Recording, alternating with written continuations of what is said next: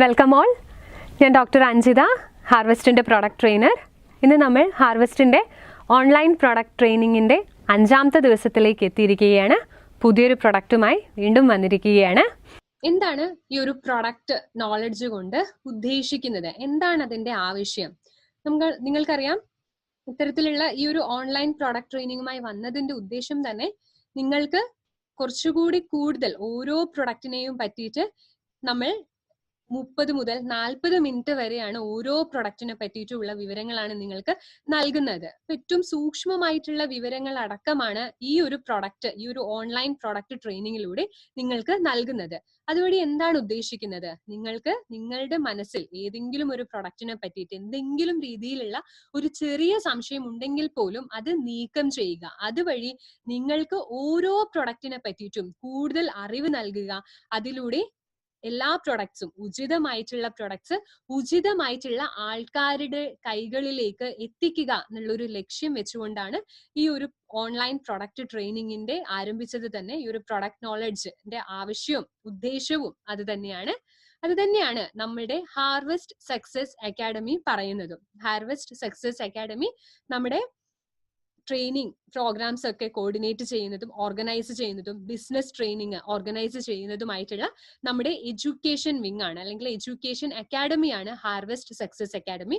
Harvest success academy പറയുന്നതും ഇത് തന്നെയാണ്. നിങ്ങൾ അറിവ് നേടൂ, അറിവ് നേടിക്കൊണ്ട് നിങ്ങൾ സമ്പാദിക്കൂ എന്നുള്ളതാണ് നമ്മളുടെ മോട്ടോ, നമ്മുടെ ലക്ഷ്യം തന്നെ. ഇനി നിങ്ങൾക്ക് എല്ലാവർക്കും അറിയാം, നമ്മൾക്ക് 6 ബ്രാൻഡുകളാണ് ഉള്ളത്. സ്റ്റാർ ബ്രാൻഡ് ആയിട്ടുള്ള എലമെന്റ്സ് വെൽനസ്, അതേപോലെ തന്നെ ഓൺ ആൻഡ് ഓൺ. എലമെന്റ്സ് വെൽനെസ്സിൽ ആയുർവേദത്തിൽ ഏറ്റവും ബെസ്റ്റ് എന്ന് പറഞ്ഞിട്ടുള്ള ഔഷധങ്ങളാൽ നിർമ്മിതമായിട്ടുള്ള വെൽനെസ്സിനെ പ്രൊമോട്ട് ചെയ്യുന്നതായിട്ടുള്ള വെൽനെസ് ആൾക്കാരിലേക്ക് എത്തിക്കുക, ഒരു രോഗവിമുക്തമായിട്ടുള്ള ഒരു ജനതയെ ഉണ്ടാക്കുക എന്നുള്ളൊരു ലക്ഷ്യത്തോടെ വന്നിട്ടുള്ള ബ്രാൻഡാണ് എലമെന്റ്സ് വെൽനെസ്. അതുപോലെ തന്നെ ഓൺ ആൻഡ് ഓണിൽ ഒരുപാട് ന്യൂട്രീഷണൽ സപ്ലിമെന്റ്സ് വരുന്നതാണ് ഓൺ ആൻഡ് ഓണിൽ. ബാക്കിയുള്ള 4 ബ്രാൻഡും നോക്കിയാൽ അറിയാം, Aahar, new star, my home, അതുപോലെ തന്നെ ഇന്ത്യ ഗ്രോ. ഇവയിലെല്ലാം ഏറ്റവും നിലവാരമുള്ള പ്രോഡക്ട്സ് നിങ്ങളുടെ വീടുകളിലേക്ക് എത്തിക്കുക എന്നുള്ളൊരു ലക്ഷ്യം വെച്ചിട്ട് വന്നിട്ടുള്ള ബ്രാൻഡാണ് ബാക്കിയുള്ള 4 ബ്രാൻഡും. ഇന്ന് ഞാൻ നിങ്ങളുടെ മുൻപിൽ വന്നിട്ടുള്ളത് ഡയബ ലൈഫ് എന്നുള്ള നമ്മുടെ ഓൺ ആൻഡ് ഓണിന്റെ 30 വെജിറ്റേറിയൻ ക്യാപ്സ്യൂൾസ് അടങ്ങുന്ന ഡയബ ലൈഫ് എന്ന പ്രോഡക്റ്റിനെ പറ്റിയിട്ട് കൂടുതൽ വിവരങ്ങൾ നിങ്ങളിലേക്ക് എത്തിക്കാനായിട്ടാണ്. ഡയബ ലൈഫ് എന്ന് പറയുമ്പോൾ എന്താണ് ഡയബ ലൈഫ്? ഡയബറ്റിക്സ് അല്ലെ, ഡയബറ്റിക്സിനുള്ള ഒരു പരിഹാരം, ഡയബറ്റിക്സ് വരാതെ സംരക്ഷിക്കാനുള്ള ഒരു മാർഗം. അങ്ങനെ ലൈഫ് സുഗമമായിട്ട് മുന്നോട്ട് കൊണ്ടുപോകാനുള്ള നിർദ്ദേശം തരിക, അത്തരത്തിലുള്ള ഒരു പ്രൊഡക്റ്റ് ആണ് നമ്മളുടെ ഡയബ ലൈഫ്. അപ്പം ആദ്യം അറിഞ്ഞിരിക്കണം എന്താണ് ഡയബറ്റിക്സ്, എന്താണ് പ്രമേഹം എന്ന് പറഞ്ഞിട്ടുണ്ടെങ്കിൽ. ആദ്യം തന്നെ പ്രമേഹം എന്ന് പറഞ്ഞിട്ടുണ്ടെങ്കിൽ എന്താണ്?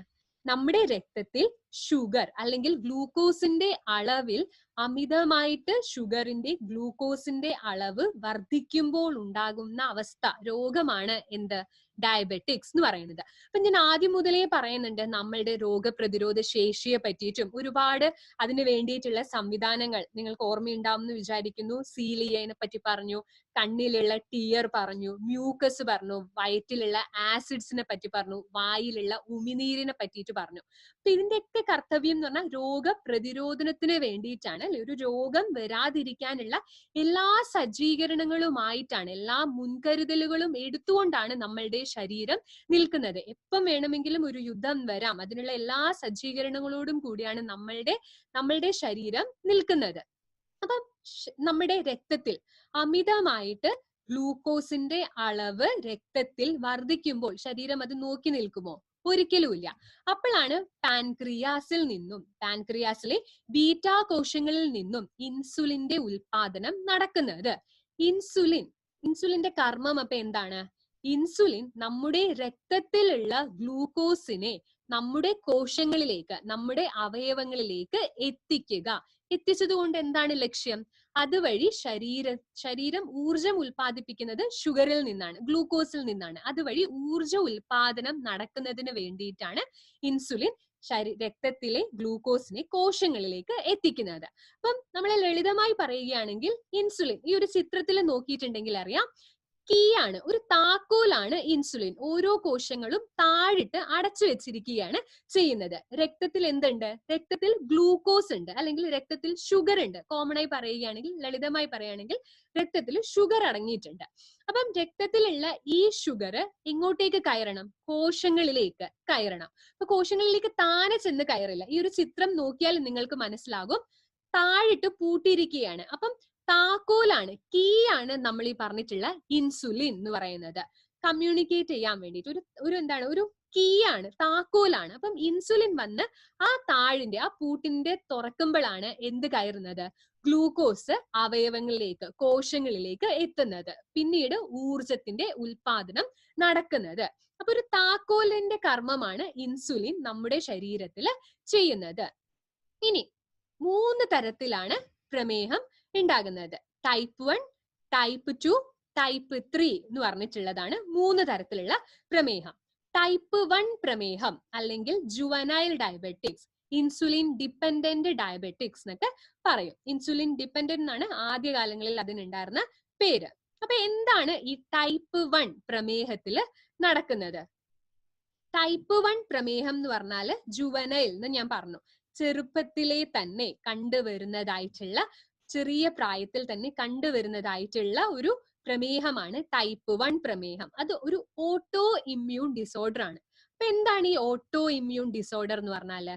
നമ്മുടെ ശരീരം തന്നെ പല വിധത്തിലുള്ള ഓട്ടോ ഇമ്മ്യൂൺ എന്ന് പറഞ്ഞാൽ വലിയൊരു വിഭാഗം, ഓട്ടോ ഇമ്മ്യൂൺ ഡിസോർഡർ എന്ന് പറഞ്ഞാൽ അതിൽ ഒരുപാട് രോഗങ്ങൾ വരുന്നുണ്ട്. SLE, arthritis, rheumatoid arthritis, rheumatoid heart diseases തുടങ്ങി ഒരുപാട് രോഗങ്ങളാണ് ഓട്ടോ ഇമ്മ്യൂൺ ഡിസോർഡർ എന്ന് പറഞ്ഞ വിഭാഗത്തിൽ വരുന്നത്. അപ്പൊ അത് നിങ്ങൾ ഓർത്തിരിക്കണം, എന്താണ് ഓട്ടോ ഇമ്മ്യൂൺ ഡിസോർഡർ എന്ന് പറഞ്ഞിട്ടുണ്ടെങ്കിൽ, നമ്മളുടെ ശരീരം തന്നെ ശരീരത്തിന്റെ കോശങ്ങളെ ശരീരത്തിന് ആവശ്യമില്ലാത്തതാണ്, അല്ലെങ്കിൽ ശരീരത്തിനെ നശിപ്പിക്കാൻ വന്നതാണ് എന്ന് തെറ്റിദ്ധരിച്ചുകൊണ്ട് ശരീരം തന്നെ നശിപ്പിക്കുന്നതിനെയാണ് ഓട്ടോ ഇമ്മ്യൂൺ ഡിസോർഡർ എന്ന്. അത് എന്തുകൊണ്ടാണ് എന്നുള്ളത് ഇപ്പോഴും ഒരുപാട് റിസർച്ചും ഒക്കെ നടന്നുകൊണ്ടിരിക്കുകയാണ്. അപ്പം ഈ ഒരു കാര്യത്തിൽ, പ്രമേഹത്തില് എന്തിനെയാണ് ശരീരം നശിപ്പിക്കുന്നത്? ബീറ്റാ കോശങ്ങളെയാണ് നശിപ്പിക്കുന്നത്. ഞാൻ പറഞ്ഞു, പാൻക്രിയാസിലെ ബീറ്റാ കോശങ്ങളാണ് ഇൻസുലിൻ ഉൽപ്പാദിപ്പിക്കുന്നത് എന്ന്. അപ്പൊ ടൈപ്പ് 1 പ്രമേഹം ഓട്ടോ ഇമ്മ്യൂൺ ഡിസോർഡറിന്റെ വിഭാഗത്തിൽ പെടുന്നവയാണ്. അപ്പൊ ഓട്ടോ ഇമ്മ്യൂൺ ഡിസോർഡർ എന്ന് പറഞ്ഞാൽ ശരീരം തന്നെ ശരീരത്തിലെ കോശങ്ങളെ നശിപ്പിക്കുന്നു എന്ന് പറയുമ്പോൾ, പ്രമേഹത്തിൽ എന്തിനെയാണ് നശിപ്പിക്കുന്നത്? ബീറ്റാ കോശങ്ങളെയാണ് നശിപ്പിക്കുന്നത്. ബീറ്റാ കോശങ്ങൾ തന്നെ ശരീരത്തിൽ ഇല്ല, അല്ലെങ്കിൽ പാൻക്രിയാസിൽ ഇല്ല എന്നുണ്ടെങ്കിൽ അവിടെ പിന്നെ ഇൻസുലിന്റെ ഉൽപാദനം നടക്കുന്നുണ്ടോ? ഒരിക്കലുമില്ല. ഇപ്പം ഈ ഒരു ചിത്രത്തില് നോക്കിയിട്ടുണ്ടെങ്കിൽ മനസ്സിലാവും, ടൈപ്പ് 1 പ്രമേഹം നോക്കൂ, വാതിലുകളെല്ലാം അടഞ്ഞിരിക്കുന്നു, താക്കോലേ ഇല്ല, അല്ലെ? ഞാൻ പറഞ്ഞു താക്കോലാണ് ഇൻസുലിൻ. അപ്പൊ ചില ആൾക്കാരിൽ ചെറിയ രീതിയിൽ ഇൻസുലിന്റെ ഉൽപാദനം ഉണ്ട്, അല്ലെങ്കിൽ ഇൻസുലിന്റെ ഉൽപാദനം ഒട്ടും തന്നെ തീരെ നടക്കുന്നില്ല. അപ്പൊ ഈ ടൈപ്പ് 1 നോക്കിയാൽ അറിയാം, നോക്കൂ, ഷുഗർ ഒക്കെ രക്തത്തിൽ തന്നെ നിൽക്കുന്നു, അത് കോശങ്ങളുടെ അകത്തേക്ക് കയറുന്നില്ല, ഊർജ ഉൽപാദനം അവിടെ നടക്കുന്നില്ല. കാരണം അവിടെ എന്തില്ല? താക്കോലാകുന്ന ഇൻസുലിൻ ഇല്ല, ഇൻസുലിന്റെ അഭാവമാണ് അവിടെ നടക്കുന്നത്. ഇനി ടൈപ്പ് 2 പ്രമേഹം എന്ന് പറഞ്ഞിട്ടുണ്ടെങ്കിൽ അത് ഇൻസുലിൻ ഇൻഡിപെൻഡന്റ് അല്ലെങ്കിൽ ഇൻസുലിൻ റെസിസ്റ്റൻസ് എന്നാണ് പറയുന്നത്. ഇൻസുലിൻ റെസിസ്റ്റൻസ് ആണ് അവിടെ കാണുന്നത്. അവിടെ ബീറ്റാ സെൽസ് ഉണ്ട്, ഇൻസുലിന്റെ ഉൽപാദനവും കൃത്യമായി നടക്കുന്നുണ്ട്. പക്ഷെ എന്താണ് സംഭവിക്കുന്നത്? കോശങ്ങളിലേക്ക് ഇൻസുലിൻ എടുക്കാനുള്ള, അതായത് ഇൻസുലിന്റെ കൃത്യമായിട്ടുള്ള കർമ്മം അവിടെ നടക്കുന്നില്ല. ഇൻസുലിനോട് റെസിസ്റ്റൻസ് ആവുകയാണ് ചെയ്യുന്നത്. ഇൻസുലിൻ കോശങ്ങളിലേക്ക് എടുക്കാനായിട്ടുള്ള ആ ഒരു കഴിവ് നഷ്ടപ്പെടുകയാണ് അവിടെ ചെയ്യുന്നത്. ശ്രദ്ധിക്കൂ, താക്കോലുണ്ട്, പക്ഷെ താക്കോലിന് താഴ് തുറക്കാനായിട്ട് പറ്റുന്നില്ല. താഴ് തുറന്നെങ്കിൽ മാത്രമാണ്, പൂട്ട് തുറന്നെങ്കിൽ മാത്രമാണ് നമ്മളുടെ ഷുഗറിന് അവയവങ്ങളിലേക്ക്, കോശങ്ങളിലേക്ക് കയറിയിട്ട് ഊർജ ഉൽപാദനത്തിന് വേണ്ടിയിട്ട് ഊർജ ഉൽപാദനം നടക്കുകയുള്ളൂ. ഈ ചിത്രം നോക്കിയാൽ അറിയാം, ടൈപ്പ് 2 താഴുണ്ട്, താക്കോൽ ആവശ്യം പോലെ ഉണ്ട്, പക്ഷെ എന്താണ്, അതിന്റെ കർമ്മം നിർവഹിക്കാനായിട്ട് സാധിക്കുന്നില്ല. അതാണ് ടൈപ്പ് 2 പ്രമേഹം എന്ന് പറയുന്നത്. ടൈപ്പ് 2 പ്രമേഹത്തിൽ വരുന്നതാണ് ഗസ്റ്റേഷണൽ ഡയബറ്റിസ് മെലിറ്റസ്, അതായത് ഗസ്റ്റേഷണൽ, ഗർഭകാലത്തിൽ കാണുന്ന പ്രമേഹം എന്ന് പറയുന്നത് ടൈപ്പ് 2 വരുന്നതായിട്ടുള്ള ഒരു പ്രമേഹമാണ്. അതായത് ഗർഭകാലത്ത് മാത്രം കാണുന്ന പ്രമേഹം, ആ പ്രസവത്തിന് ശേഷം ആ ഒരു സ്ത്രീ എന്ന് പറയുന്നത് പ്രമേഹ വിമുക്തമായി തീരുകയാണ് ചെയ്യുന്നത്. അപ്പൊ ആ ഒരു പ്രമേഹവും ടൈപ്പ് 2 പ്രമേഹത്തിലാണ് വരുന്നത്. അടുത്തതായിട്ടുള്ളതാണ് ടൈപ്പ് 3 പ്രമേഹം എന്ന് പറഞ്ഞാൽ. അവിടെയാണെങ്കിൽ ബീറ്റാ കോശങ്ങളുമുണ്ട്, ഇൻസുലിന്റെ ഉൽപാദനവും നടക്കുന്നുണ്ട്, ഇൻസുലിന്റെ റെസിസ്റ്റൻസും ഇല്ല, ഇൻസുലിൻ അതിന്റെ കർമ്മം ചെയ്യുന്നുണ്ട്. പക്ഷെ എന്തോ കൊണ്ട് രക്തത്തിൽ ഗ്ലൂക്കോസിന്റെ അളവ് വർദ്ധിച്ചുകൊണ്ടേയിരിക്കുന്നു. അത് എന്തുകൊണ്ടാണ് എന്നുള്ളതിന് കൃത്യമായിട്ടുള്ള ഒരു ഉത്തരമില്ല. ഇപ്പോഴും റിസർച്ച് പഠനങ്ങളൊക്കെ നടന്നുകൊണ്ടിരിക്കുകയാണ് ചെയ്യുന്നത്. ഇനി എന്തൊക്കെയാണ് പ്രമേഹത്തിന്റെ കാരണങ്ങൾ എന്നുള്ളത് നമ്മൾ എല്ലാവരും അറിഞ്ഞിരിക്കണം. ആദ്യത്തെ കാരണം സെഡൻഡറി ലൈഫ് സ്റ്റൈൽ, അല്ലെ? വ്യായാമമില്ലാതെ എപ്പോഴും തിന്നുക, ഉറങ്ങുക, ടി വി കാണുക, തിന്നുക, ഉറങ്ങുക, ടി വി കാണുക, ഇത് മാത്രം ചെയ്ത് യാതൊരു ശരീരം അനങ്ങിയുള്ള ഒരു ജോലിയും ചെയ്യാതെ ഇരിക്കുന്ന ആൾക്കാരുടെ ശരീരം പലവിധ രോഗങ്ങൾക്ക് കീഴടങ്ങുകയാണ് ചെയ്യുന്നത്. രണ്ടാമത്തേതായിട്ടുള്ളതാണ് സ്ട്രെസ് എന്ന് പറഞ്ഞിട്ടുള്ളത്, ടെൻഷൻ. ഞാൻ പറഞ്ഞിരുന്നു ക്ലാസ് കഴിഞ്ഞ ട്രെയിനിങ്ങിലൊക്കെ ഞാൻ പറഞ്ഞിരുന്നു സ്ട്രെസ്സിന്റെ പ്രാധാന്യം എത്രത്തോളമാണ് എന്നുള്ളത്. ഒരുവനിൽ സ്ട്രെസ് കൂടുതലാകുമ്പോൾ പ്രമേഹം, രക്തത്തിലുള്ള ഷുഗറിന്റെ അളവും വർദ്ധിക്കുകയാണ് ചെയ്യുന്നത്. അടുത്തതായിട്ടുള്ളതാണ് ഇന്ത്യൻ ഫിനോടൈപ്പ്. ഇന്ത്യക്കാരുടെ ഒരു സ്ട്രക്ചർ, ഒരു ബോഡി സ്ട്രക്ചർ എന്ന് പറയുന്നത് പ്രമേഹത്തിന് പ്രോൺ ആയിട്ടുള്ള, അതായത് പ്രമേഹം വരാൻ കൂടുതൽ ചാൻസസ് ആണ് ഇന്ത്യക്കാരുടെ ആ ഒരു ശരീര ഘടനയ്ക്കുള്ളത്. നമുക്ക് ഈ ഒരു വ്യക്തിയിൽ നോക്കിയാൽ തന്നെ അറിയാം, എന്താണ് കൊടവയറൊക്കെ ആയിട്ടിരിക്കുന്ന ആ ഒരു വ്യക്തി, അല്ലെ? വയറ് ചാടിയിരിക്കുന്ന അത്തരത്തിലുള്ള ഒരു ഘടന, ശരീരഘടന പ്രമേഹം വരാനുള്ള സാധ്യത വളരെയധികം വർദ്ധിപ്പിക്കുന്നതാണ്.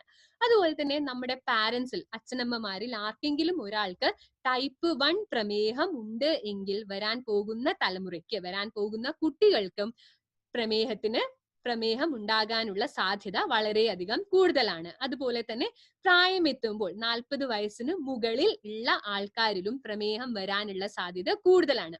ഓവർ വെയിറ്റ് ആയിട്ടുള്ള ആൾക്കാർക്ക്, ബോഡി മാസ് ഇൻഡെക്സ് കൂടുതലായിട്ടുള്ള ആൾക്കാർക്ക് ഒക്കെയും എന്താണ് പ്രമേഹം വരാനുള്ള സാധ്യത കൂടുതലാണ്. ഇനി ഫാമിലി ഹിസ്റ്ററി ഉള്ള ആൾക്കാർക്ക്, മുതുമുത്തച്ഛന്മാർക്കോ അല്ലെങ്കിൽ അമ്മയോ അച്ഛനോ ഒക്കെ പ്രമേഹം ഉണ്ട് എങ്കിൽ കുട്ടികൾക്കും പ്രമേഹം വരാനുള്ള സാധ്യത വളരെയധികം കൂടുതലാണ്. പിന്നീടുള്ളതാണ് 4 കിലോയിലും കൂടുതലായിട്ട് കുട്ടിയുടെ വെയിറ്റ്, ജനിക്കുന്ന കുഞ്ഞിന്റെ വെയിറ്റ് 4 കിലോയിലധികം ആയിട്ടുണ്ട് എങ്കിൽ അത്തരത്തിലുള്ള സ്ത്രീകൾക്ക് ഭാവിയിൽ കുറെ കാലം കഴിഞ്ഞിട്ട് പ്രമേഹത്തിന് അടിമപ്പെടാനുള്ള സാധ്യത കൂടുതലായിട്ടാണ് കണ്ടുവരുന്നത്. അതേപോലെ ഏതൊക്കെ ആൾക്കാർക്ക്? ബ്ലഡ് പ്രഷർ കൂടിയിട്ടുള്ള രോഗികളിലും പ്രമേഹം വരാനുള്ള സാധ്യത കൂടുതലാണ്. കൊളസ്ട്രോൾ കൂടിയ ആൾക്കാരിലും, കൊളസ്ട്രോൾ, ട്രൈഗ്ലിസറൈഡ്സ്, LDL, ചീത്ത കൊളസ്ട്രോൾ ഒക്കെ കൂടിയിട്ടുള്ള ആൾക്കാരിലും ഭാവിയിൽ പ്രമേഹം വരാനുള്ള സാധ്യത വളരെയധികം കൂടുതലാണ്. ഇനി എന്തൊക്കെയാണ് ഇതിന്റെ ലക്ഷണങ്ങൾ എന്ന് നമുക്ക് നോക്കാം. അപ്പം ആദ്യം തന്നെ പറഞ്ഞു, എന്താണ് ഇവിടെ നടക്കുന്നത്? രക്തത്തിൽ ഷുഗറിന്റെ അളവ് കൂടിക്കൊണ്ടേയിരിക്കുന്നു. എന്നാൽ അവിടെ ഊർജ്ജ ഉൽപാദനം നടക്കുന്നുണ്ടോ? ഇല്ല, അല്ലെ? ഊർജ്ജം ടൈപ്പ് 1 ടൈപ്പ് 2 ഊർജ്ജ ഉൽപാദനം നടക്കുന്നില്ല. അതേസമയം രക്തത്തിൽ ഷുഗറിന്റെ അളവ് കൂടിക്കൊണ്ടേയിരിക്കുന്നു. അപ്പൊ കൂടിക്കൊണ്ടേയിരിക്കുമ്പോൾ ഊർജം ഉൽപാദിപ്പിക്കുന്നില്ല. അങ്ങനെ വരുമ്പോൾ ബ്രെയിൻ സിഗ്നൽ കൊടുക്കും, ആൾക്ക് എന്താണ് ഭക്ഷണം എത്തിയിട്ടില്ല, വീണ്ടും വീണ്ടും ആളോട് കഴിക്കാൻ, വിശപ്പ്, ഹങ്കർ സെന്റർ, വിശപ്പിനെ നിയന്ത്രിക്കുന്ന സെന്റർ ഉണ്ട് നമ്മുടെ ബ്രെയിനിൽ, അതിന് സിഗ്നൽ കൊടുക്കും. അപ്പൊ അത് സിഗ്നൽ ചെയ്യുമ്പോഴത്തേക്കും അതെന്ത് ചെയ്യും? വിശപ്പ്, അമിതമായിട്ടുള്ള വിശപ്പ് വരും. കാരണം ഊർജ്ജ ഉൽപാദനം നടക്കണം. അപ്പം വിശപ്പ്, അല്ലെ? നിറയെ ഭക്ഷണം കഴിക്കണം. അതാണ് പോളിഫാജിയ എന്ന് പറയുന്ന കണ്ടീഷൻ. വിശപ്പ്, അമിതമായിട്ടുള്ള ഒരു വിശപ്പ്. അങ്ങനെ അമിതമായിട്ടുള്ള വിശപ്പ് വരുന്ന ഈ ആൾക്കാർ അമിതമായിട്ടുള്ള ഒരു ഭക്ഷണം കഴിച്ചിട്ടുണ്ടെങ്കിലും ഇവരുടെ തടിയിൽ വലിയ മാറ്റം വരുന്നുണ്ടോ? തടി കൂടുകയാണോ ചെയ്യുന്നത്, അതോ കുറയുകയാണോ ചെയ്യുന്നത്? മെലിഞ്ഞ് ശോഷിച്ച് വരികയാണ് ചെയ്യുന്നത്, അല്ലെ? ക്ഷീണിച്ച് വരികയാണ് ചെയ്യുന്നത്. അതെന്തുകൊണ്ടാണ്? രക്തത്തിലുള്ള ഷുഗർ കൂടിയിരിക്കുന്നതല്ലാതെ ഊർജ്ജ ഉൽപാദനം നടക്കുന്നില്ല. ഊർജ്ജം ഉൽപാദനം നടക്കാത്ത പക്ഷം ആൾക്ക് ക്ഷീണിച്ചല്ലേ പോവുകയുള്ളൂ. അതുകൊണ്ടാണ് ആൾ ക്ഷീണിച്ച് വരുന്നത്, മെലിഞ്ഞ് ഉണങ്ങി വരുന്നത്. മൂന്നാമത്തെ ലക്ഷണമാണ് ഒരുപാട് ദാഹം ഉണ്ടാവുന്നത്. അതിനേക്കാളും മുന്നേ ഒരുപാട് മൂത്രത്തിന്റെ അളവ് കൂടിക്കൊണ്ടേയിരിക്കും. പോളി യൂറിയ എന്ന് പറയുന്നത് ഒരുപാട് പ്രാവശ്യം മൂത്രം ഇങ്ങനെ പോയിക്കൊണ്ടേയിരിക്കും, മൂത്രത്തിന്റെ അളവ് കൂടിക്കൊണ്ടേയിരിക്കും. എന്തുകൊണ്ടാണ് മൂത്രത്തിന്റെ അളവ് നമ്മൾക്ക് അനുഭവപ്പെടുന്നത്? ഒരു പ്രമേഹ രോഗിക്ക് എന്തുകൊണ്ടാണ് അനുഭവപ്പെടുന്നത്? കാരണം രക്തത്തിൽ ഗ്ലൂക്കോസിന്റെ അളവ് വർദ്ധിച്ചുകൊണ്ടേയിരിക്കുന്നു. അപ്പം ഗ്ലൂക്കോസിനെ കളയണം അല്ലെ? അപ്പൊ അത് കിഡ്നിയാണ് നമ്മളുടെ മാലിന്യങ്ങളെ, ശരീരത്തിന് ആവശ്യമല്ലാത്ത മാലിന്യങ്ങളെ, ആവശ്യമില്ലാത്ത അളവിലുള്ള വസ്തുക്കളെ പുറത്തേക്ക് കളയുന്നത്. അപ്പൊ എങ്ങനെയെങ്കിലും കളയണം അല്ലെ? അപ്പൊ അതിനാണ് യൂറിന്റെ അളവ് ഇങ്ങനെ കൂട്ടിക്കൊണ്ടേയിരിക്കുന്നത്. അപ്പം യൂറിൻ ഇങ്ങനെ നമ്മളുടെ ശരീരത്തിൽ നിന്ന് ജലാംശം ഇങ്ങനെ നഷ്ടപ്പെട്ടുകൊണ്ടേ ഇരിക്കുമ്പോഴത്തേക്കും ബ്രെയിന് പിന്നെയും സിഗ്നൽ കൊടുക്കും. എവിടത്തേക്ക്? തേഴ്സ്റ്റ്, നമ്മളുടെ ദാഹത്തിനായിട്ടുള്ള സെന്റർ ഉണ്ട്, അവിടെ നമ്മളുടെ ബ്രെയിനിലേക്ക് സിഗ്നൽ പോകും. അപ്പൊ ആളോട് പറയും വെള്ളം കുടിക്കുക, നീ വീണ്ടും വീണ്ടും വെള്ളം കുടിക്കൂ. കാരണം ശരീരത്തിലെ ജലാംശം മൂത്രം വഴി അമിതമായിട്ട് നഷ്ടപ്പെട്ടുകൊണ്ടേ ഇരിക്കുകയാണ്. അപ്പൊ ആളോട് വെള്ളം കുടിക്കാൻ പറയും. അപ്പൊ ഈ 3 ലക്ഷണങ്ങളാണ് ഏറ്റവും പ്രധാനമായിട്ടുള്ളത്. പോളിയൂറിയ, പോളിഫേജിയ, പോളിഡിപ്സിയ എന്ന് പറഞ്ഞിട്ടുള്ളത്. അമിതമായിട്ടുള്ള ദാഹം, അമിതമായിട്ട് മൂത്രം പോവുക, അമിതമായിട്ടുള്ള ഒരു വിശപ്പ്. പിന്നെ ഉള്ളതാണ് ക്ഷീണം അല്ലെ? എപ്പോഴും ക്ഷീണമുള്ള ഒരു അവസ്ഥ.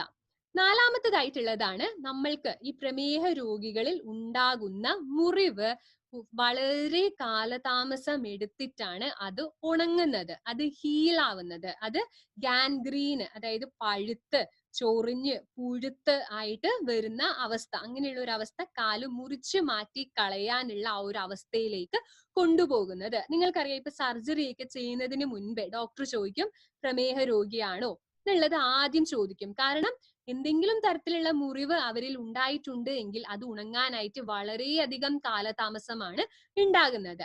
എപ്പോഴും ഈ ഒരു പോയിന്റ് പറയുമ്പം എനിക്ക് എപ്പോഴും മനസ്സിൽ ഓർമ്മ വരുന്നത് ഒരു രോഗിയുടെ ഒരു കാര്യമാണ്. ആ ഒരു രോഗിക്ക് ഞങ്ങളുടെ ഹോസ്പിറ്റലിലേക്ക് എത്തുമ്പോഴത്തേക്കും ആ രോഗിയുടെ ഇടത്തെ കാലിന്റെ 2മത്തെ വിരല് മുറിച്ചു മാറ്റിയും വലത്തെ കാലിന്റെ ചെറുവിരല് മുറിച്ചു മാറ്റിയും അവസ്ഥയിലാണ് വരുന്നത്. അതും ഇടത്തെ കാലില് വലിയ ദ്വാരത്തിലൊരു മുറിവാണ്, വ്രണമാണ്, വളരെ ആഴത്തിലുള്ള ഒരു വ്രണവുമായിട്ടാണ് വരുന്നത്. അപ്പം ആൾക്ക് എന്താണ് സംഭവിച്ചത്? അയാളുടെ ഹിസ്റ്ററി എങ്ങനെയാണ് ഇത്തരത്തിലായത് എന്ന് ചോദിച്ചപ്പോൾ ഒരുപാട് വർഷങ്ങൾക്ക് മുന്നേ ആൾക്ക് പ്രമേഹം ഉണ്ടോ എന്ന് പോലും ആൾക്ക് അറിയില്ലായിരുന്നു. അപ്പം ഒരു ദിവസം ചെറിയ എന്തോ മുറിവ്, കർഷകനായിരുന്നു, ചെറിയ എന്തോ മുറിവ് ആളുടെ കാലിൽ പറ്റി, ആളത് ശ്രദ്ധിച്ചേയില്ല. അങ്ങനെ അത് പഴുത്ത് ഉണങ്ങി വന്നു. അങ്ങനെ ഡോക്ടറെ കാണിച്ചു, ഷുഗർ ടെസ്റ്റ് ചെയ്തു. അപ്പൊ പ്രമേഹ രോഗിയാണ് എന്ന് മനസ്സിലായി. ആ മുറിവ് ഇങ്ങനെ ഉണങ്ങാതെ ഗാൻഗ്രീനായി പഴുത്ത് ഉണങ്ങിക്കൊണ്ടേയിരുന്നു. അപ്പൊ അതാണ് ആ ചെറിയ 2മത്തെ വിരല് മുറിച്ചു മാറ്റുകയേ രക്ഷയുണ്ടായിരുന്നുള്ളൂ. ഇല്ലെങ്കിൽ ശരീരത്തിന്റെ മുകളിലേക്ക് അത് സ്പ്രെഡ് ചെയ്തുകൊണ്ടേ കയറിക്കൊണ്ടേയിരിക്കും. അതുകൊണ്ട് ആ വിരല് മുറിച്ചു കളയുക, ആംപ്യൂട്ടേഷൻ എന്ന് പറയും. മുറിച്ചു കളയുക എന്നുള്ളത് മാത്രമായിരുന്നു ആ ആളെ സംബന്ധിച്ചിടത്തോളമുള്ള ചികിത്സ എന്ന് പറയുന്നത്. അങ്ങനെ ആ 2മത്തെ വിരല് മുറിച്ചു മാറ്റി. ഏതാനും മാസങ്ങൾക്ക് ശേഷം അതേപോലെ ഒരു കാരണവുമില്ലാതെ ഇടത്തെ കാലിലും ഇതേപോലെ വലിയൊരു മുറിവ് വരികയാണ് ചെയ്യുന്നത്. അത് കാരണം പിന്നെയും മുറിവ് ഉണങ്ങാനൊക്കെ ഒരുപാട് മരുന്നൊക്കെ വെച്ച് കെട്ടി, പക്ഷെ ഒരു ഫലവും ഉണ്ടായില്ല. അങ്ങനെയാണ് ആളുടെ മറ്റേ കാലിന്റെ ചെറിയ വിരല് മുറിച്ചു മാറ്റുന്നത്. ഈ രോഗി നമ്മളെടുത്ത് വരുമ്പോഴത്തേക്കും 2 വിരലും മുറിച്ചു മാറ്റപ്പെടുകയും പിന്നീട് പുതിയൊരു വ്രണം, അതും വളരെ ആഴത്തിലുള്ള ഒരു വ്രണവുമായിട്ടാണ് വരുന്നത്. എന്തുകൊണ്ടാണ് ഇങ്ങനെ ഒരു കാരണവും ഇല്ലാതെ വരുന്നത്? കാരണം ആൾക്ക് അത്രയധികം ദീർഘകാലങ്ങളായിട്ട് പ്രമേഹമുണ്ട്. ആ ആൾ അറിഞ്ഞു പോലുമില്ല ആൾക്ക് എപ്പോഴാണ് പ്രമേഹം വന്നത് എന്നുള്ളത്. പ്രമേഹത്തിന്റെ ലക്ഷണങ്ങളൊക്കെ പൊതുവെ അസിംറ്റമാറ്റിക്, പൊതുവെ ലക്ഷണങ്ങളൊന്നും ഇല്ലാതെയാണ്. പലർക്കും 35% ആൾക്കാർക്കും അറിയില്ല അവർക്ക് പ്രമേഹമുണ്ട്, അവർ പ്രമേഹ രോഗികളാണ് എന്ന്. അപ്പൊ ഇത്തരത്തിൽ ആ ഒരു വ്യക്തിയുടെ കാല്, മുട്ടിന്റെ അവിടെ വെച്ച് കാല് മുറിച്ചു മാറ്റണം എന്ന് പറഞ്ഞപ്പോഴാണ് അത് നമ്മളോട് ആരെങ്കിലും കാല് മുട്ടിന്റെ ഭാഗത്ത് വെച്ച് മുറിച്ചു മാറ്റണം എന്ന് പറഞ്ഞാൽ നമ്മൾ മാറ്റുവോ? ഇല്ല. നമ്മള് അതിന് പകരം വേറെ ഏതെങ്കിലും ശാസ്ത്രത്തിൽ വേറെ എന്തെങ്കിലും വഴിയുണ്ടോ എന്നുള്ളതാണ് നമ്മൾ അന്വേഷിക്കുക. അങ്ങനെയാണ് ആ വ്യക്തി ആയുർവേദത്തിലേക്ക് വരുന്നത്. അങ്ങനെ ആയുർവേദ മരുന്നുകൾ കൊണ്ട് അകത്തേക്കും പുറത്തേക്കും ഒക്കെ ആയിട്ട് ആ മുറിവ് വളരെ വേഗത്തിൽ 2 മാസത്തെ ട്രീറ്റ്മെന്റ്, തുടർച്ചയായിട്ടുള്ള ചികിത്സയിലൂടെ ആ മുറിവ് ഉണക്കുകയും അങ്ങനെ ആ കാല് മുറിച്ചു മാറ്റാൻ പറഞ്ഞ ആ വ്യക്തിയുടെ കാലിലെ മുറിവാണ് നമ്മൾ മാറ്റിക്കൊടുത്തിട്ടുള്ളത്. അപ്പൊ അത്രയധികം പ്രാധാന്യമാണ് ആയുർവേദത്തിന് ഉള്ളത്.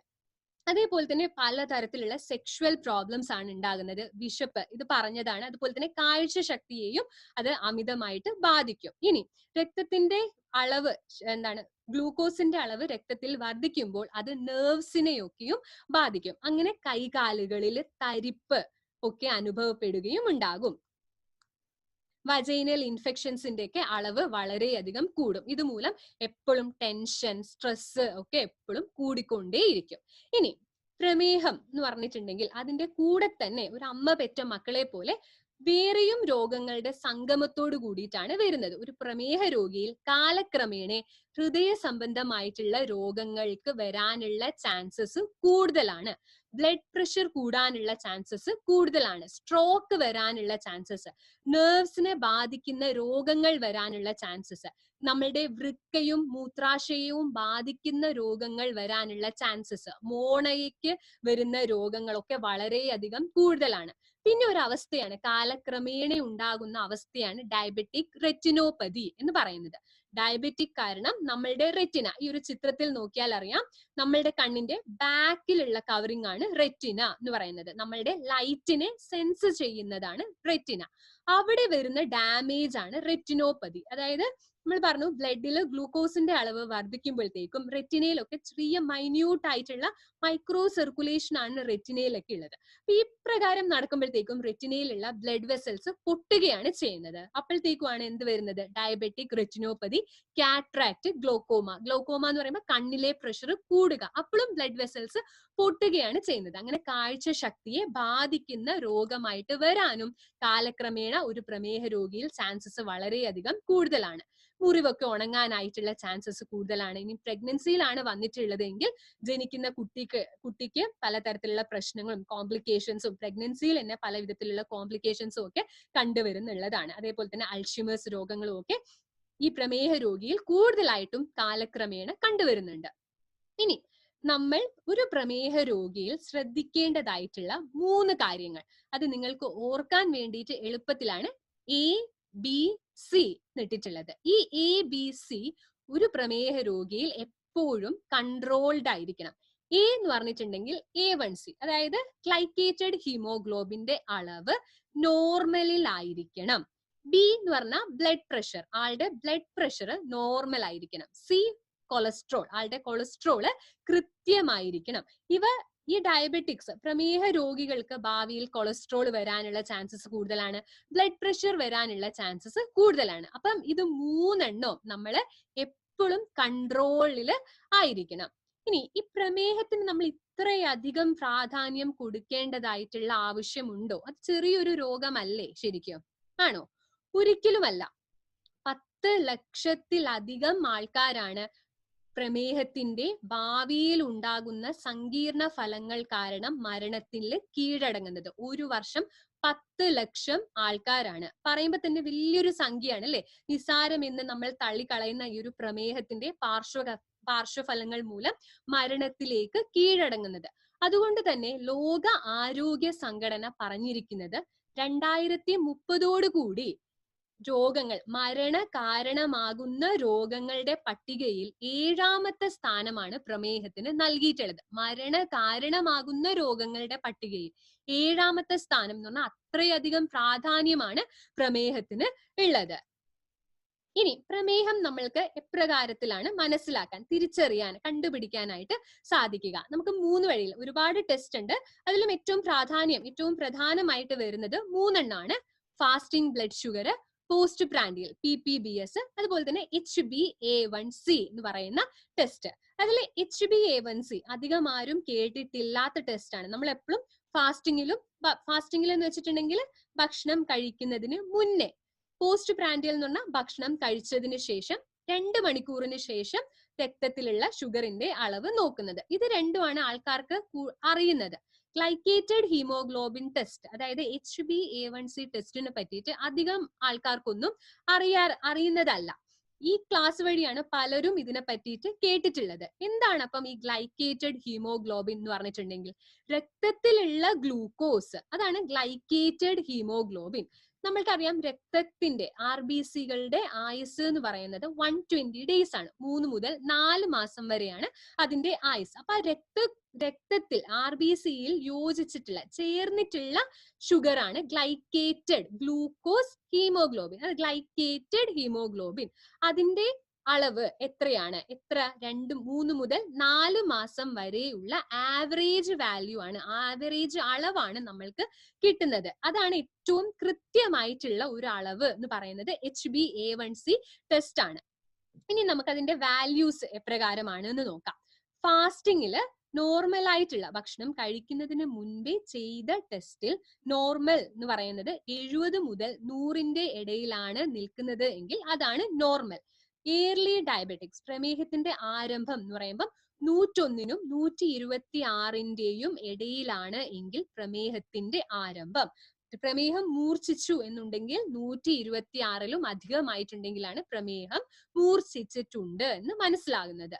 ഇനി പോസ്റ്റ് പ്രാൻഡിയൽ, ഭക്ഷണം കഴിച്ചിട്ട് 2 മണിക്കൂറിന് ശേഷം നോക്കിയ അളവ് എപ്രകാരമാണ്?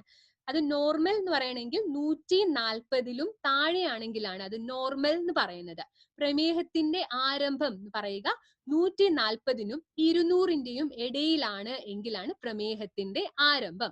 ഇനി പ്രമേഹം വളരെയധികം മൂർച്ഛിച്ചു എന്ന് വരുമ്പോൾ 200ലും അധികമാകുമ്പോഴാണ് പറയുന്നത്.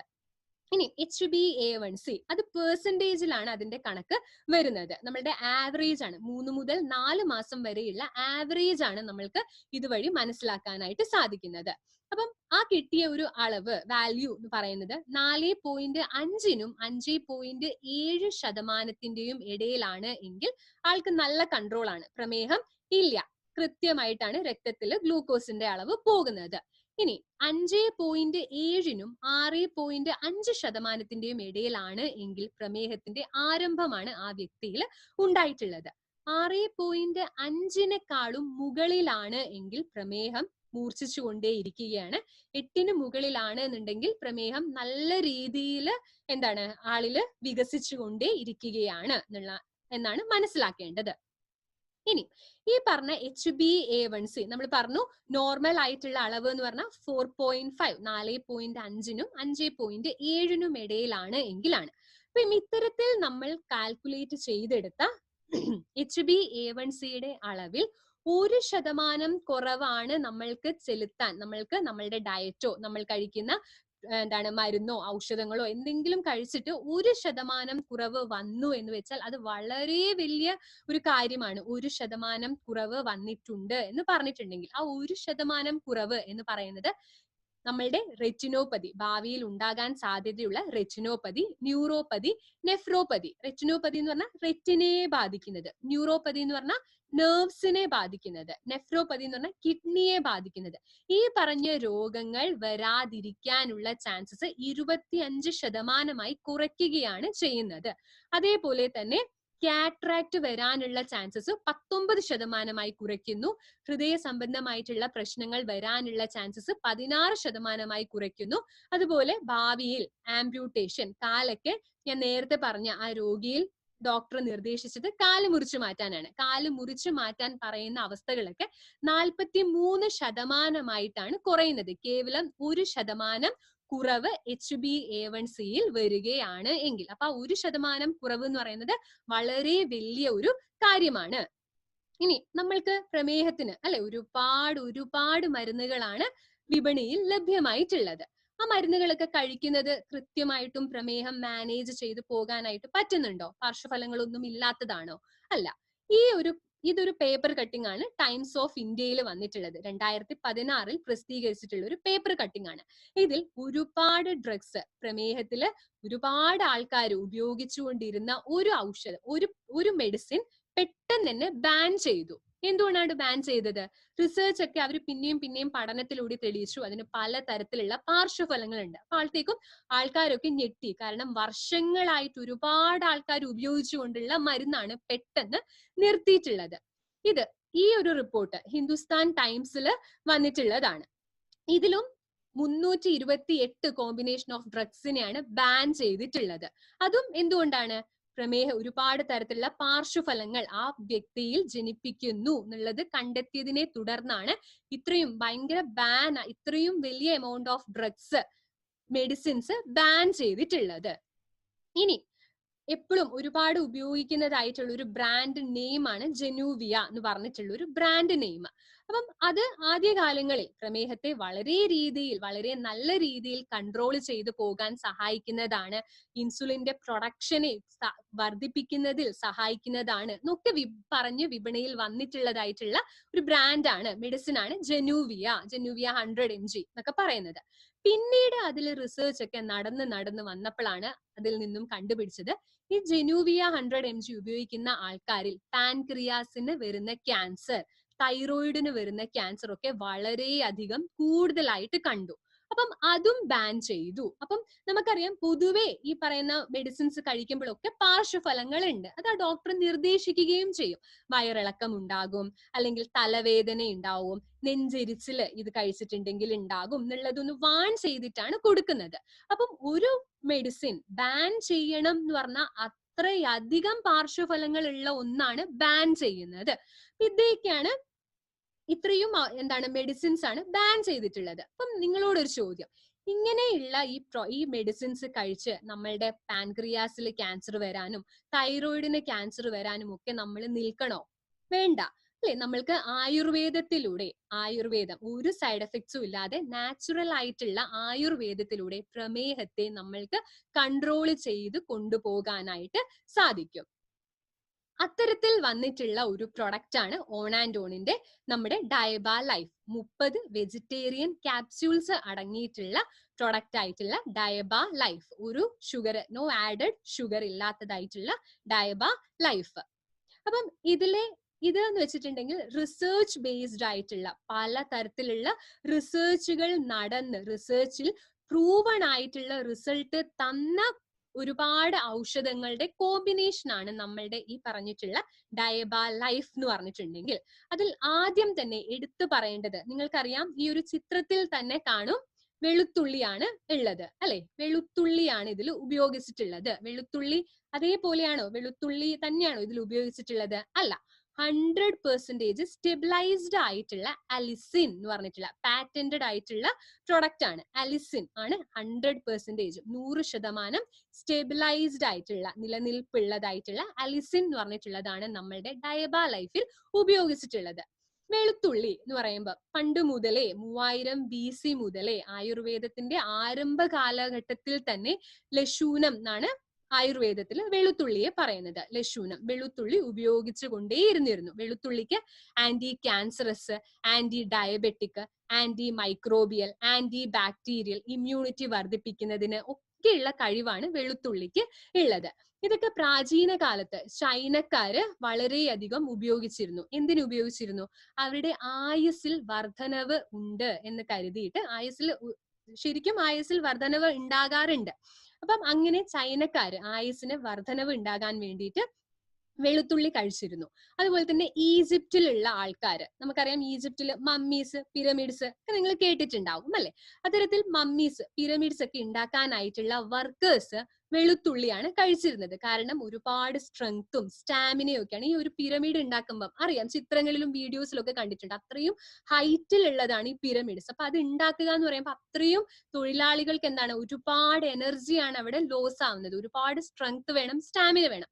അപ്പൊ അന്ന് ആ മമ്മീസ്, പിരമിഡ്സ് ഉണ്ടാക്കാനായിട്ടുള്ള തൊഴിലാളികൾ കഴിച്ചിരുന്നതാണ് വെളുത്തുള്ളി എന്ന് പറയുന്നത്. അതുപോലെ തന്നെ റോമനിലെ ഡോക്ടർ അവരുടെ വാരിയേഴ്സിന്റെ അടുത്ത്, അതായത് പട്ടാളക്കാരോട്, അവരുടെ ഭടന്മാരോട് പറഞ്ഞതാണ് നിങ്ങൾ വെളുത്തുള്ളി കഴിക്കണം എന്നുള്ളത്. യുദ്ധത്തിന് പോകുന്നതിനേക്കാളും ഒക്കെ മുന്നേ വെളുത്തുള്ളി നിങ്ങളുടെ ഒരു ദിനചര്യയായിട്ട് വെളുത്തുള്ളി കഴിക്കണം എന്ന്. എന്തുകൊണ്ടാണ്?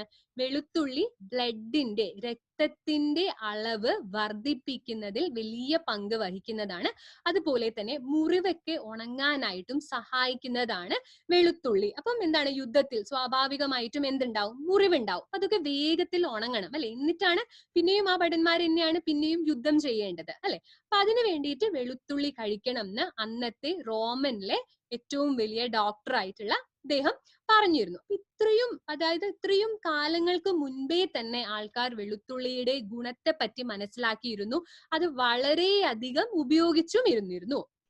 ഇനി നമ്മളുടെ ഈ ഒരു പ്രൊഡക്റ്റില്, വെളുത്തുള്ളിയിൽ നമ്മൾ ഇവിടെ ഉപയോഗിച്ചിട്ടുള്ളത് അലിസിൻ എന്ന് പറഞ്ഞിട്ടുള്ളതാണ്. അതായത് ഈ ഒരു വെളുത്തുള്ളിന്റെ ഈ ഒരു കഷ്ണം, ഈ ഒരു ഇതളില് നോക്കിയാൽ അറിയാം, ഒരു ഭാഗത്ത് അലിൻ എന്ന് പറഞ്ഞിട്ടുള്ള കമ്പണന്റും മറ്റേ ഭാഗത്ത് അലിനേസ് എന്ന് പറഞ്ഞിട്ടുള്ള ഒരു കമ്പണന്റുമാണ് ഉള്ളത്. ഇത് രണ്ടും നമ്മൾ ചവയ്ക്കുകയോ ക്രഷ് ചെയ്യുകയോ നമ്മൾ ഇടിച്ചിട്ട് പേസ്റ്റ് ആക്കുമ്പോഴോ ഒക്കെയാണ് ഇത് രണ്ടും കൂടി മിക്സ് ചെയ്തിട്ട് റിയാക്ഷൻ നടന്നിട്ടാണ് അലിസിൻ എന്ന് പറഞ്ഞിട്ടുള്ള ഒരു കമ്പണന്റ് ആയിട്ട് മാറുന്നത്. അലിനും അലിനേസും കൂടി ചേരുമ്പോഴാണ് അലിസിൻ എന്ന് പറഞ്ഞിട്ടുള്ളതായിട്ട് മാറുന്നത്. അപ്പം ഈ അലിസിന്റെ ഗുണം എന്താണ്? ഇത് നമ്മളുടെ രക്തക്കുഴലുകളെ റിലാക്സ് ചെയ്യുകയും അതുവഴി രക്തത്തിന്റെ അളവ് വർദ്ധിപ്പിക്കുകയുമാണ് ചെയ്യുന്നത്. അതുവഴി എന്താണ് ലക്ഷ്യമിടുന്നത്? ഹൃദയ സംബന്ധമായിട്ടുള്ള രോഗങ്ങളിൽ വളരെയധികം കുറവാണ് ഇങ്ങനെ ഈ രക്തം അല്ലെ ഒരു ഭാഗത്തേക്കുള്ള രക്തത്തിന്റെ അളവ് കൂടുമ്പോൾ നടക്കുന്നത്. ഹൃദയ സംബന്ധമായിട്ടുള്ള രോഗങ്ങളിലൊക്കെ വളരെയധികം കുറവാണ് ഉണ്ടാകുന്നത്. ഇനി നമ്മൾ എന്നും കരുതി നമ്മൾ ഫ്രിഡ്ജിലൊക്കെ വെളുത്തുള്ളി ഇത്രയധികം ഗുണങ്ങളാണല്ലോ വെളുത്തുള്ളിയിൽ ഉള്ളത്, എന്നാ ശരി നമുക്ക് എന്താണ് കുറെ വെളുത്തുള്ളി എടുത്ത് പേസ്റ്റ് ആക്കി ഫ്രിഡ്ജിൽ വെച്ച് എല്ലാ ദിവസവും ഒരു സ്പൂൺ വീതം കഴിച്ചാൽ ഈ പറയുന്ന ഗുണങ്ങൾ കിട്ടുമോ? ഒരിക്കലുമില്ല. ഈ അലിസിൻ എന്ന് പറയുന്നത് ഹൈലി അൺസ്റ്റേബിൾ ആണ്. അതായത് നമ്മൾ കഴിച്ച് 1 മണിക്കൂറിനകം തന്നെ വയറ്റിൽ ചെന്ന് പല പല കോമ്പൗണ്ട് ആയിട്ട് അത് മാറുകയാണ് ചെയ്യുന്നത്. അപ്പം നമ്മൾ ഉദ്ദേശിച്ച കർമ്മം ചെയ്യുന്നതിന് മുൻപേ തന്നെ അത് വേറൊരു ഫോമിലേക്ക് കൺവേർട്ട് ആവുകയാണ് ചെയ്യുന്നത്. അതുകൊണ്ട് തന്നെ ഇപ്പൊ ഫ്രഷ് ആയിട്ടുള്ള ഒരു വെളുത്തുള്ളി കഴിക്കുകയാണെങ്കിൽ പോലും നമ്മൾ ഉദ്ദേശിച്ച ഗുണം കിട്ടണം എന്ന് ഇല്ല. കാരണം അത്രയും അൺസ്റ്റേബിൾ ആയിട്ടുള്ളതാണ് ഈ പറഞ്ഞിട്ടുള്ള അലിസിൻ എന്ന് പറയുന്നത്. അതേപോലെ തന്നെ എല്ലാവർക്കും വെളുത്തുള്ളി ഇഷ്ടമാണോ? അല്ല, വെളുത്തുള്ളിയുടെ ടേസ്റ്റ് അല്ലെ കുറച്ച് പ്രശ്നമുള്ളതാണ് വെളുത്തുള്ളിയുടെ ടേസ്റ്റ്. അതുപോലെ തന്നെ ഞാൻ നേരത്തെ പറഞ്ഞിരുന്നു ആമാശയത്തിൽ നമ്മളുടെ വയറ്റിൽ ആസിഡ് ഉണ്ട്. ആ ആസിഡുമായിട്ട് അത് റിയാക്ട് ചെയ്യുമ്പോഴത്തേക്കും അത് നശിപ്പിക്കപ്പെടുകയാണ് ചെയ്യുന്നത്. നമ്മളുടെ ബോഡിയിലെ pHയും അതിനെ അഫക്ട് ചെയ്യുന്നുണ്ട്. ഇതൊക്കെയാണ് നമ്മൾ ഈ വെളുത്തുള്ളി ആസ് നമ്മൾ കഴിക്കുകയാണെങ്കിൽ, പച്ച വെളുത്തുള്ളി കഴിക്കുകയാണെങ്കിൽ നടക്കുന്നത്. ഇതിനൊക്കെ പരിഹാരമായിട്ടാണ് നമ്മുടെ ഈ ഒരു പ്രൊഡക്റ്റിൽ എന്താണ് ഉപയോഗിച്ചിട്ടുള്ളത്? 100% സ്റ്റെബിലൈസ്ഡ് ആയിട്ടുള്ള അലിസിൻ ആണ്. സ്റ്റേബിൾ ആയിട്ടുള്ളതാണ്. നമ്മൾ കഴിച്ചതിന് ശേഷം പറഞ്ഞു അൺസ്റ്റേബിൾ ആണ്, പല വിധത്തിലായിട്ട് മാറുന്നു എന്ന് പറഞ്ഞു. അപ്പൊ അത്തരത്തിൽ ഒന്നും സംഭവിക്കാതിരിക്കാൻ വേണ്ടി പേറ്റന്റഡ് ആയിട്ടുള്ള ഒരു പ്രൊഡക്റ്റ് ആണ് നമ്മൾ ഇതിൽ ഉപയോഗിച്ചിട്ടുള്ളത്. അതായത് 100% സ്റ്റെബിലൈസ്ഡ് ആയിട്ടുള്ള അലിസിൻ ഉപയോഗിച്ചിട്ടുള്ളത്.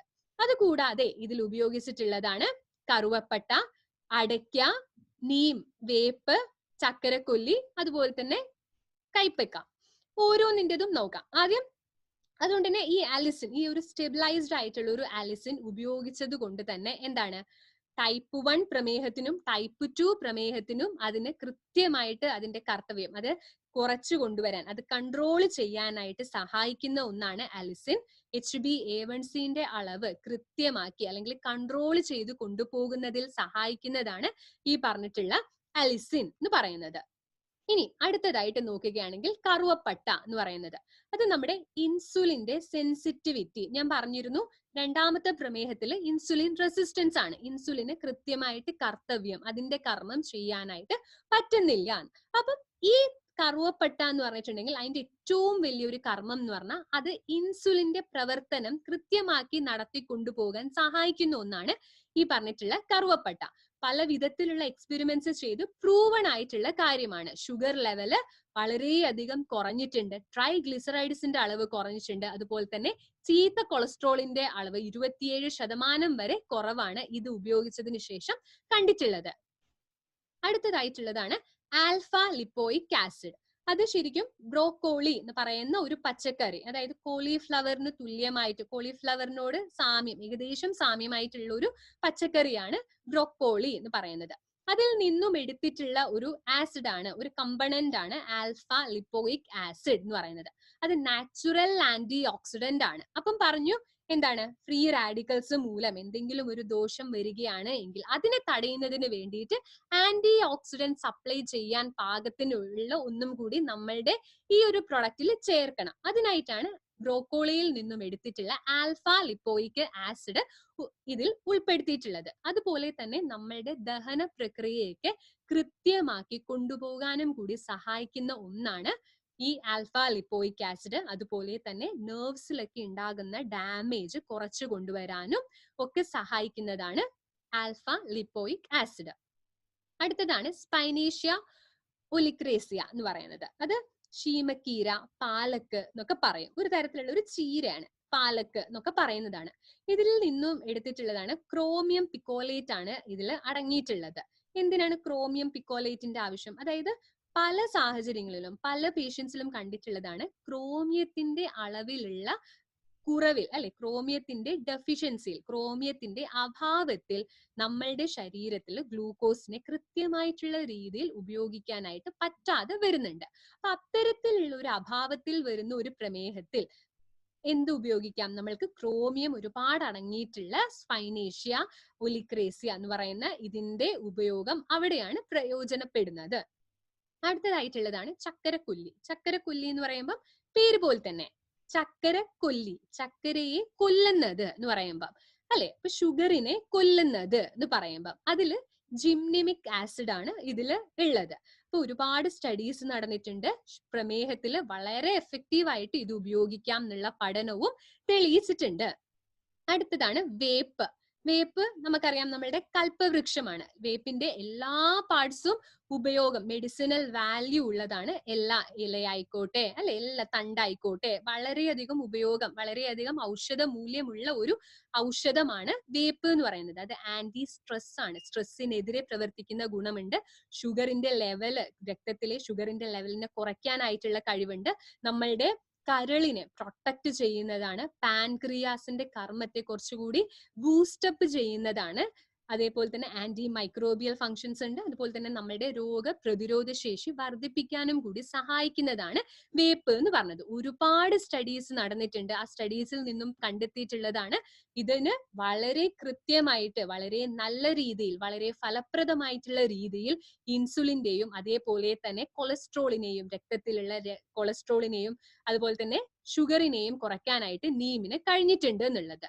ഇനി രണ്ടാമത്തേതാണ് നമ്മൾ പറഞ്ഞ ഒരു പാർശ്വഫലമായിരുന്നു ഡയബറ്റിക് റെറ്റിനോപ്പതി. ഭാവിയിൽ ഉണ്ടാകുന്ന ഡയബറ്റിക് റെറ്റിനോപ്പതിയെ ഒരു റിസർച്ച് ചെയ്തിരുന്നു. നമ്മള് റാറ്റില്, നമ്മളെപ്പോഴും മൃഗങ്ങളിലാണ്, അല്ലെ, ഏതെങ്കിലും ഒരു മരുന്ന് ആദ്യമായിട്ട് ഉണ്ടാക്കിയിട്ടുണ്ടെങ്കിൽ കൊണ്ടുപോയി മനുഷ്യനിൽ അത് ടെസ്റ്റ് ചെയ്യുമോ? ഒരിക്കലും ഇല്ല. നമ്മളുടെ എത്തിക്കൽ കമ്മിറ്റി അംഗീകരിക്കുന്നതല്ല. ആദ്യം മൃഗങ്ങളിൽ ടെസ്റ്റ് ചെയ്ത് മൃഗങ്ങളിൽ ഒരു പാർശ്വഫലവും ഇല്ല എന്ന് കാണുമ്പോഴാണ് അത് നമ്മൾ മനുഷ്യരിൽ ടെസ്റ്റ് ചെയ്യുന്നത്. അങ്ങനെ മൃഗങ്ങളിൽ ഇത് ടെസ്റ്റ് ചെയ്തു. മൃഗങ്ങളിൽ എന്ന് പറയുമ്പോഴത്തേക്കും എലികളിലാണ് ടെസ്റ്റ് ചെയ്തത്. എലികളിൽ പ്രമേഹം വരുത്തി, അവർക്ക് ആ എലികളിൽ ഡയബറ്റിക് റെറ്റിനോപ്പതി വരുത്തി. എന്നിട്ട് ഈ പറഞ്ഞ നമ്മളുടെ ഇലകളിൽ നിന്ന് എടുത്ത ഈ ജ്യൂസ് അവർക്ക് 16 ആഴ്ചയോളം കൊടുത്തതിന് ശേഷം ടെസ്റ്റ് ചെയ്ത് നോക്കിയപ്പോൾ ഉള്ള റിസൾട്ട് ആണ് അവിടെ കൊടുത്തിട്ടുള്ളത്. ഡയബറ്റിക് റെറ്റിനോപ്പതി ഉള്ളതും പിന്നീട് അത് റിവേഴ്സ്ഡ് ആയി, അതായത് റെറ്റിനോപ്പതി റിവേഴ്സ് ആയി എന്നുള്ള ഒരു റിസൾട്ട് ആണ് അവിടെ കാണിക്കുന്നത്. ഇതിൽ നിന്ന് തന്നെ നമ്മൾക്ക് മനസ്സിലാക്കാം ഇത്രയധികം ഗുണമാണ് ഈ പറഞ്ഞ വേപ്പിന് ഉള്ളത്. അടുത്തതായിട്ടുള്ളതാണ് അടയ്ക്ക. അടയ്ക്കയിൽ ഒരുപാട് മെറ്റൽസ്, ക്രോമിയത്തിന്റെ ഒക്കെ അളവ് കണ്ടെത്തിയിട്ടുണ്ട്. നമ്മളുടെ ദഹന പ്രക്രിയ കൃത്യമാക്കി നടക്കുന്നു, കരളിനെ സംരക്ഷിക്കുന്നു, പാൻക്രിയാസിന്റെ ആരോഗ്യം വർദ്ധിപ്പിക്കുന്നു, അതുപോലെ തന്നെ ശരീരത്തിൽ എക്സസ് ആയിട്ടുള്ള ഫാറ്റിനെയും ബേൺ ചെയ്യുന്നു. ഞാൻ പറഞ്ഞിരുന്നു പ്രമേഹ രോഗിയിൽ ഭാവിയിൽ എന്ത് വരാനുള്ള സാധ്യതയുണ്ട്? കൊളസ്ട്രോള്, അല്ലെ, കൊളസ്ട്രോൾ കൂടാനുള്ള സാധ്യതയുണ്ട്. അതുവഴി ഹൃദയ സംബന്ധമായിട്ടുള്ള രോഗങ്ങൾ വരാനുള്ള സാധ്യത ഒരുപാടുണ്ട് എന്ന് പറഞ്ഞിരുന്നു. അപ്പൊ അവിടെയാണ് ഇതിന്റെ പ്രവർത്തനം. ഇത് ഫാറ്റിനെ, അല്ലെ, അമിതമായിട്ടുള്ള കൊളസ്ട്രോൾ, കൊഴുപ്പിനെയാണ് ഇത് ദഹിപ്പിച്ച് കളയുന്നത്. ഇതും പ്രൂവൺ ആയിട്ടുള്ള ഒരു കാര്യമാണ്. ഈ ഒരു ഗ്രാഫ് നോക്കിയാൽ നിങ്ങൾക്ക് മനസ്സിലാകും ഡയബറ്റിക് കൊടുത്തിട്ട്, ഡയബറ്റിക് ഉള്ള പേഷ്യൻസില് മോഡേൺ ഡ്രഗ്സ്, അലോപ്പതിക്ക് മരുന്ന് കൊടുത്തിട്ട് അത് 60% കുറഞ്ഞു. അതേപോലെ അടയ്ക്ക കൊടുത്തപ്പോഴത്തേക്കും 66% കുറഞ്ഞത്. അതായത് വളരെ സാമ്യമാണ്, അല്ലെ, ഒരു മോഡേൺ, അത്രയും പ്രൂവൺ ആയിട്ടുള്ള ഒരു മോഡേൺ മെഡിസിൻ കൊടുത്തിട്ട് അതിനോട് സാമ്യം, തുല്യതയിൽ തന്നെയാണ് നമ്മളുടെ നാച്ചുറൽ ആയിട്ടുള്ള ഒരു പാർശ്വഫലവും ഇല്ലാത്ത അടയ്ക്ക കൊടുത്തപ്പോഴും പ്രമേഹം കൺട്രോളില് ആയിട്ടുള്ളത്. അടുത്തതാണ് നമ്മുടെ പാവയ്ക്ക എന്ന് പറയുന്നത്, കൈപ്പയ്ക്ക, പാവയ്ക്ക എന്ന് പറയുന്നത്. അതും അറിയാം, അല്ലെ, പണ്ട് മുതലേ കൈപ്പക്ക ജ്യൂസ്, പാവയ്ക്ക ജ്യൂസ് പ്രമേഹ രോഗികൾ കഴിച്ചു വരുന്നതാണ്. പാവയ്ക്ക ജ്യൂസ് എന്ന് പറയുന്നത് പാൻക്രിയാസിനെ സ്റ്റിമുലേറ്റ് ചെയ്യും. കുറെ കൂടി ഇൻസുലിന്റെ ഉൽപാദനം നടത്താൻ വേണ്ടിയിട്ട് സ്റ്റിമുലേറ്റ് ചെയ്യുക എന്നുള്ള ഒരു കർമ്മമാണ് എന്തിനുള്ളത്, പാവയ്ക്ക് ഉള്ളത്. അതേപോലെ കരളിനെ സംരക്ഷിക്കുന്നത് ഒരുപാട് ആന്റി ഓക്സിഡൻസ് അടങ്ങിയിട്ടുണ്ട്. രോഗപ്രതിരോധ ശേഷി വർദ്ധിപ്പിക്കുന്നതിലും വളരെ വലിയൊരു പങ്ക് വഹിക്കുന്നതാണ് കൈപ്പക്ക അല്ലെങ്കിൽ പാവയ്ക്ക എന്ന് പറയുന്നത്. അതും റിസർച്ച് വഴി പ്രൂവ് ചെയ്തിട്ടുള്ളതായിട്ടുള്ള കാര്യമാണ്. ഇനി ഇത് ആർക്കൊക്കെ നമ്മൾക്ക് നൽകാം? ടൈപ്പ് 1 പ്രമേഹ രോഗികൾക്കും ടൈപ്പ് 2 പ്രമേഹ രോഗികൾക്കും പ്രമേഹത്തിന്റെ ബോർഡർ ലൈനിൽ നിൽക്കുന്നവർക്കും ഒക്കെ നമ്മൾക്കിത് നൽകാനായിട്ട് സാധിക്കുന്നതാണ്. കൂടാതെ ഒരു കാര്യം പ്രത്യേകം ശ്രദ്ധിക്കേണ്ടതാണ്, 7 വയസ്സിന് മുകളിലുള്ളവർക്കാണ്, ഞാൻ പറഞ്ഞിരുന്നു ജുവനൈൽ ഡയബറ്റിക്സ് അല്ലെ, ചെറിയ പ്രായത്തിൽ വരുന്ന പ്രമേഹം വന്നിട്ടുള്ള ആൾക്കാരിലാണെങ്കിൽ 7 വയസ്സിന് മുകളിലുള്ളവർക്കാണ് ഇത് നൽകേണ്ടതായിട്ട് ഉള്ളത്. അപ്പം ഇത് വളരെ വളരെ ഫലപ്രദമായിട്ടുള്ള ഒരു പ്രൊഡക്റ്റ് ആണ്.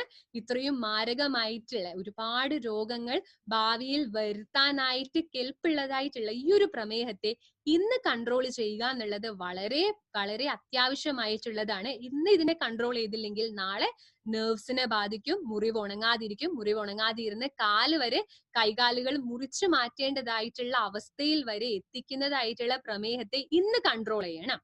അപ്പം അതിനായിട്ട് ഡയബ ലൈഫ് വളരെ ഫലപ്രദമായിട്ട് ഉപയോഗിക്കാനായിട്ട് പറ്റുന്നതാണ്. ഷുഗർ ലെവലിനെ കൺട്രോൾ ചെയ്യും.